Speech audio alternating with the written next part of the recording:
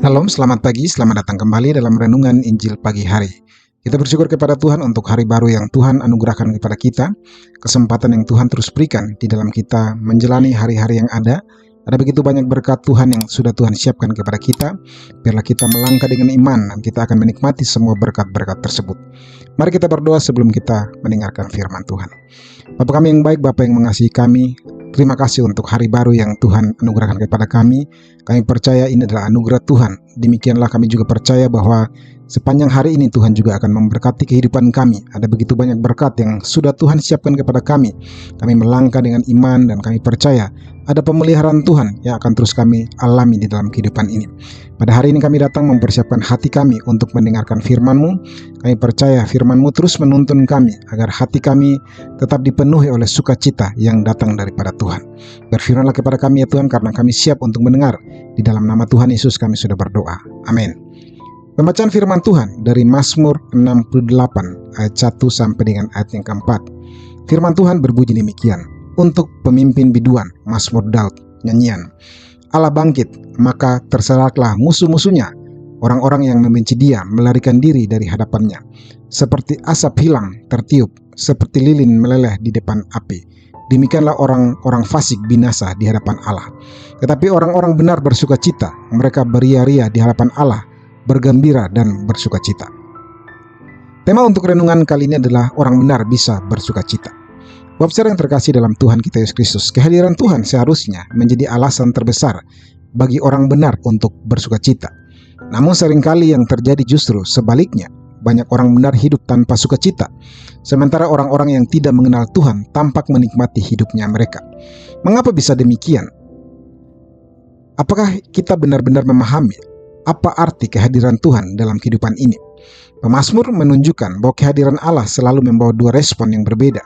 Bagi orang fasik, kehadirannya mendatangkan ketakutan dan penghakiman, tetapi bagi orang benar justru menjadi sumber sukacita. Lalu mengapa kita sebagai orang percaya seringkali kehilangan sukacita yang seharusnya lahir dari hadirat Tuhan? Pembacaan kita pada hari ini dari Mazmur 68 ayat 1 sampai 4. Pemazmur menggambarkan Allah sebagai pribadi yang bangkit untuk bertindak membela umatnya.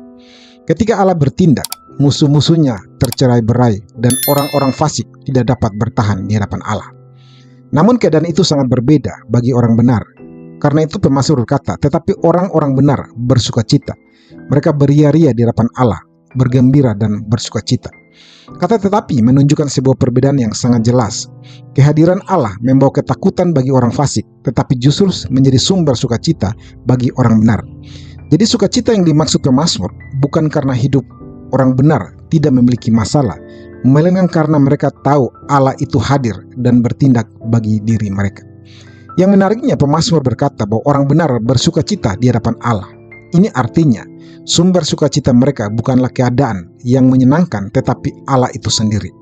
Kata bersukacita menggambarkan kegembiraan yang lahir karena hubungan dengan Tuhan, relasi dengan Tuhan. Bahkan pemazmur mengulanginya dengan berkata beria-ria dan bergembira untuk menegaskan betapa besarnya sukacita itu.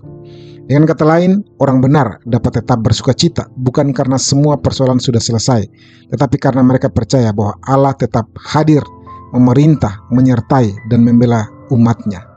Sukacita sejati lahir ketika hidup mereka berpusat kepada Tuhan, bukan pada keadaan. Karena itu Bapak saudara yang terkasih di dalam Tuhan kita Yesus Kristus, sebagai orang percaya, kita memiliki alasan untuk bersukacita. Bukan terutama karena hidup selalu berjalan baik, tetapi karena Tuhan hadir di dalam kehidupan kita. Kehadirannya adalah sumber sukacita yang tidak dapat diberikan oleh keadaan dunia. Jika hari ini kita kehilangan sukacita, seolah-olah kita tidak merasakan sukacita Tuhan, mungkin yang perlu kita periksa bukan pertama-tama keadaan kita, melainkan apa kita masih hidup dalam kesadaran akan kehadiran Tuhan. Di dalam Kristus, Allah telah datang dan diam di tengah umatnya. Bahkan Yesus berjanji, aku menyertai kamu senantiasa sampai kepada akhir zaman. Karena itu, orang benar memiliki alasan yang tidak pernah hilang untuk bersukacita. Sebab Kristus hadir, dia memerintah, dan dia tidak pernah meninggalkan kita, umatnya. Semakin kita hidup dekat dengan Kristus, semakin kita merasakan, menemukan sukacita yang sejati di dalam Tuhan. Amin. Terima kasih Tuhan untuk firman-Mu pada hari ini. Kami kembali bersyukur Engkau kembali mengingatkan kami tentang alasan kami bisa punya sukacita di dunia ini. Bukan karena segala keadaan yang baik, bukan karena apapun juga yang kami doakan kami dapatkan, tetapi kami bisa bersukacita karena Kristus hadir di dalam kehidupan kami. Itulah alasan terbesar yang sudah cukup membuat kami bisa bersukacita di tengah keadaan apapun yang hari ini kami sedang alami.